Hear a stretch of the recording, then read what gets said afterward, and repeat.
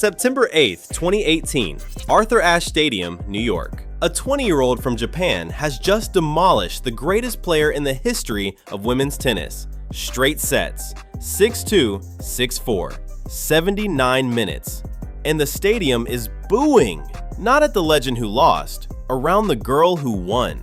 23,000 people, furious at an umpire, drowning out the single moment she had dreamed about since she was a child. Naomi Osaka pulls her visor down over her eyes, and she cries. Not from joy. She is apologizing to a stadium for beating their hero. That night, she won her first Grand Slam and a $3.8 million check. But here is what nobody in that arena understood. That awkward, tearful, booing night was the most valuable thing that ever happened to her. Because within 3 years, this woman would out-earn every female athlete on Earth. $60 million in a single year, while winning barely $1 million of it on a tennis court. So how do you turn the most uncomfortable trophy ceremony in tennis history into a 9-figure business empire? Stay with me, because the tennis is the smallest part of this story. To understand the money, you have to start with one man and one ridiculous plan. The man is Leonard Francois. Born in Haiti, educated in New York, he moved to Japan, married a Japanese woman named Tamaki Osaka, and they had 2 daughters, Mari first, and then in 1997, in the city of Osaka, a girl they named Naomi. Leonard had never played professional tennis, not a single match, but in 1999, he watched 2 sisters from Compton, California win the French Open, Venus and Serena Williams, coached by their father, a man who had also never played the game. And Leonard had a thought that sounds impossible right up until the moment it works. He thought, I will do exactly that with my girls. So he studied Richard Williams' blueprint like scripture. He moved the family to America, first New York, then Florida. Money was thin. The girls trained on cracked public courts, sometimes courts with no nets, because a real academy was out of reach. Leonard coached them himself, off books and grainy videotapes. Think about the gamble for a second. This was not a wealthy family hedging a bet. Tamaki worked. Leonard coached 2 daughters at once with no salary, no sponsor, no safety net, on the theory that one of them might one day go pro. Both girls turned professional. Mari, the older sister, played the tour too before stepping away. Naomi was the one the plan was waiting for. Now hold on to this detail because it becomes worth tens of millions of dollars later. Naomi was born in Japan to a Japanese mother and a Haitian father and raised in America from the age of 3. 3 countries, 3 cultures, 1 child who belonged completely to none of them and who would one day belong to all of them. For most of her childhood, she represented Japan, not the United States. That was a deliberate choice by the family, and it would later put her at the center of 2 of the biggest markets in sports, on opposite sides of the planet, both claiming her as their own. The tennis came slowly and then all at once. She turned pro in 2013, at 16, ranked outside the world's top 400. In 2014, an unknown teenager, she walked onto a court in Stanford and beat a top 20 player in her very first main draw match. The tour started paying attention. The real warning shot came in early 2018. She hired a new coach, Sasha Bajin, in the offseason. Months later, she won her first career title at Indian Wells. She beat Maria Sharapova, 2 former Grand Slam finalists, and the reigning world #1, without dropping a single set. The week after that, she beat Serena Williams in Miami. She was 20 years old, and she was no longer a prospect. She was a threat. Which brings us back to that night in New York, the US Open final. Her childhood idol across the net chasing history. A record-tying 24th Grand Slam. A crowd entirely against her. And Osaka, ice in her veins, saved 5 of 6 break points and simply took it. The first Japanese player ever, man or woman, to win a major singles title. There was one act of grace that night. As the boos rained down, Serena Williams put her arm around the sobbing 20-year-old, leaned into the microphone, and asked the crowd to stop. "Let's make this the best moment we can," she said. The champion comforting the champion. It is the image that survived the chaos. And it is the moment Osaka says she remembers most. And she was just getting started. 4 months later, in January 2019, she won the Australian Open too, back-to-back Grand Slams. That victory pushed her to world #1.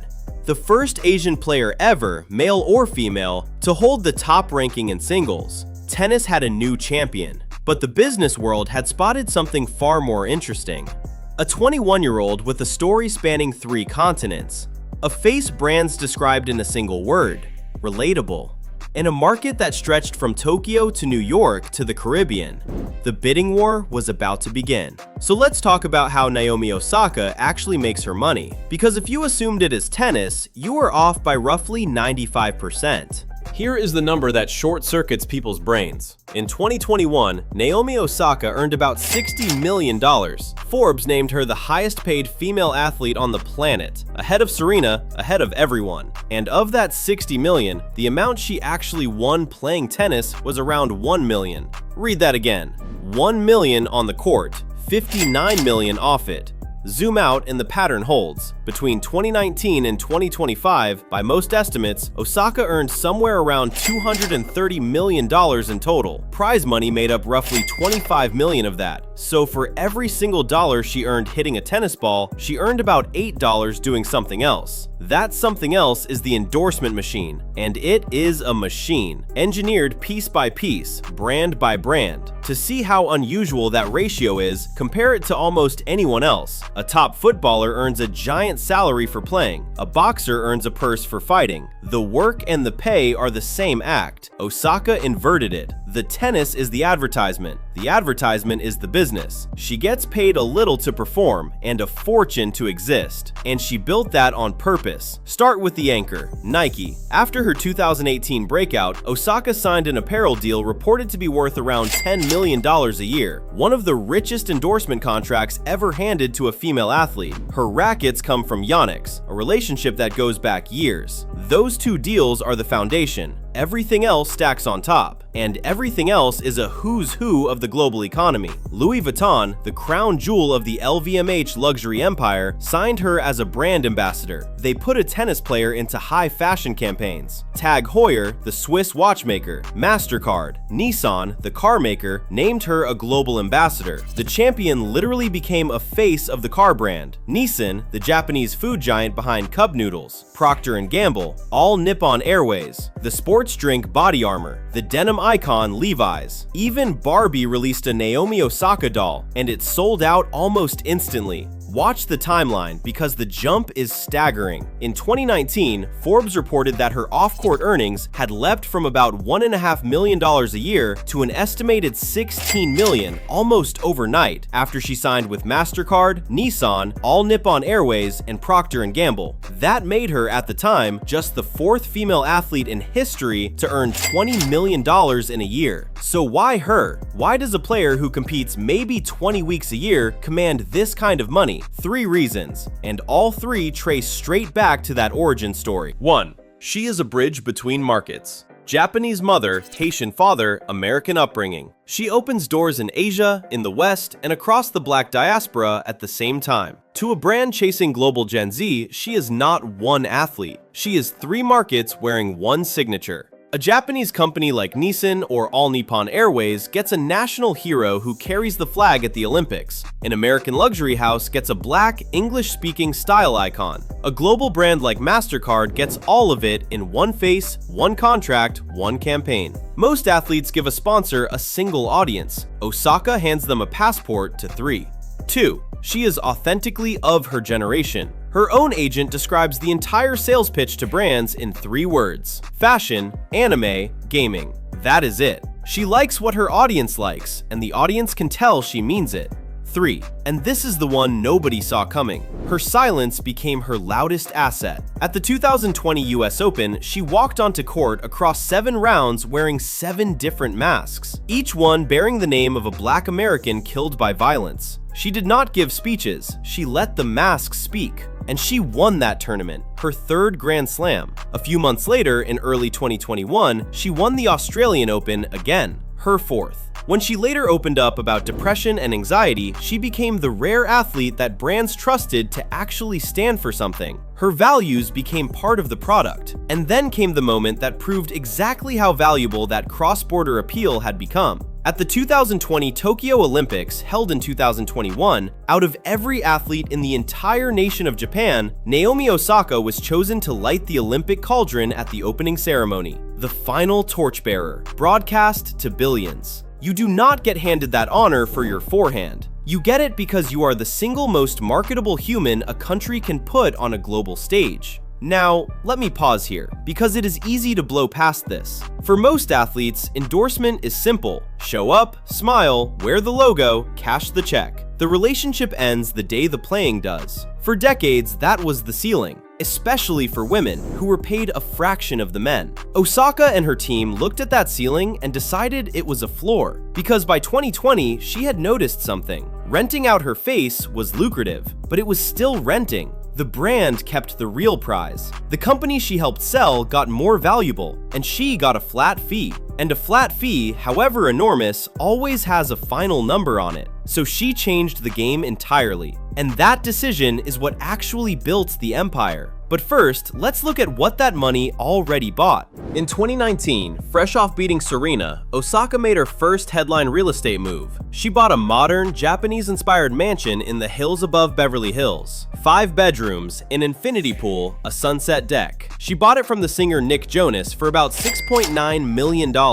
3 years later, in 2022, she sold it for around $8.7 million, a nearly $2 million gain on a house she actually lived in. Then, with a growing family, she traded up. In early 2022, she paid roughly $6.3 million for a sprawling estate in Tarzana in the San Fernando Valley, previously owned by another Nick, the singer Nick Lachey. Nearly 7,000 square feet, 5 bedrooms, each one effectively its own suite, an all-white kitchen with 2 marble islands. She also keeps a home in Florida, where part of her family lives, close to where it all started, on those cracked public courts. The cars are quieter than you would expect from a tennis star, which is itself the point. As a global ambassador for Nissan, her public driving life ran through the very brand she was paid to represent. Osaka has never been a flashy supercar celebrity. She is an anime and gaming, stay home with the baby kind of star. And as you are about to see, that restraint is part of the business, because the most important thing she ever bought was not a house or a car, it was equity. The strategy has a name, 3 words: own the upside. Stop getting paid to sell things. Start owning the things you sell. Take a piece of the company instead of or on top of the check, so that when it wins, you win with it. It sounds obvious. Almost no athlete actually does it because it is harder, slower, and riskier than cashing an appearance fee. Osaka did it 4 separate times. Move 1, the drink. She did not just endorse the sports drink Body Armor. She took an ownership stake in it at age 23. The company was later valued at around $1.2 billion when Coca-Cola bought in. She was not a spokesperson with a salad named after her, though she got that too. She was an owner. When the value climbed, hers climbed with it. Move 2, she fired her own agency. In May 2022, Osaka walked away from IMG, one of the largest talent agencies on earth, and co-founded her own called Evolve with her longtime agent Stuart Duguid. Sit with that for a second. Most athletes are clients. Osaka decided to own the agency that signs the clients. Evolve's very first signing was the tennis showman Nick Kyrgios. She was not just talent anymore. She was on the other side of the table. Move 3, and this is the big one. In June 2022, she launched a media company called Hanakuma. It means flower bear in Japanese. And look at who lined up to fund it. LeBron James and Maverick Carter's Spring Hill Company, Nike, Epic Games, the maker of Fortnite, Fenway Sports Group, owners of the Boston Red Sox. The company raised a $5 million round and got signed by CAA, the most powerful agency in Hollywood. What does Hanakuma make? Stories, documentaries, anime, scripted film. Built around Osaka's mixed heritage and point of view. She executive produced a New York Times short documentary about the congresswoman who wrote Title IX. The stated goal, in her partner's own words, was for Osaka to build her own version of Spring Hill. A tennis player in her mid-20s starting a studio, backed by LeBron James and the makers of Fortnite. Move 4, she became a team owner. In January 2021, Osaka bought a stake in the North Carolina Courage of the National Women's Soccer League. She joined Serena Williams and Billie Jean King as athlete owners in that league. And she did not choose the club for its trophies, even though it had just won 2 championships. She chose it for its youth program. Over 13,000 kids, boys and girls, Because she was already running a girls' sports initiative with Nike called Play Academy, aimed at keeping young girls in sport. The investment and the mission were the same move. The money did the talking and the values picked the target. See the pattern? A drink, an agency, a studio, a team. 4 times the same bet. Do not rent your influence. Own a piece of whatever it builds. Then she added one more layer that no brand deal could ever give her: her own product. In September 2021, she co-founded Kinlo, a skincare line built specifically for melanated skin. Sunscreens and moisturizers for darker skin tones. An obvious gap the big brands had ignored for years. Not a logo deal, her company, her formula, her margins. And here's the clever part. She became her own content too. A Netflix docuseries followed her at the peak in 2021. In 2025, a new film called The Second Set framed her comeback as a working mother's return to the sport. In the trailer, she says something that doubles as the thesis of her entire brand. Some people say my daughter ended my career. For me, it feels like she started it. The losses, the breaks, the motherhood. She turned all of it into story. And story, in her world, is an asset class. This is the answer to the riddle.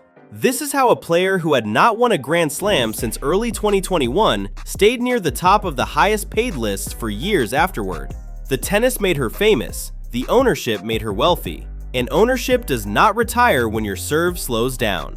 Which is exactly where this story turns. Because here is the tension underneath the whole empire. Naomi Osaka built a 9-figure business on top of a tennis brand, and the tennis lately has wobbled. Rewind to 2021, the peak. She was world number 2, the highest paid female athlete alive. And then, at the French Open, she announced she would not speak to the press, citing the anxiety those conferences caused her. The 4 Grand Slams fined her $15,000 and threatened to disqualify her, so she withdrew from the tournament entirely. Then she pulled out of Wimbledon. Then she took another break after the US Open. She revealed she had struggled with depression since that very 2018 night against Serena, the night that started everything. The booing, it turned out, had left a mark that the money never quite erased. Then came the longest pause of all. In 2023, Osaka stepped away to have her daughter Shy with the rapper Cordae. The name, she has said, means God's gift. She was gone for around 15 months, and she has guarded that child fiercely. She has never shown the girl's face in public.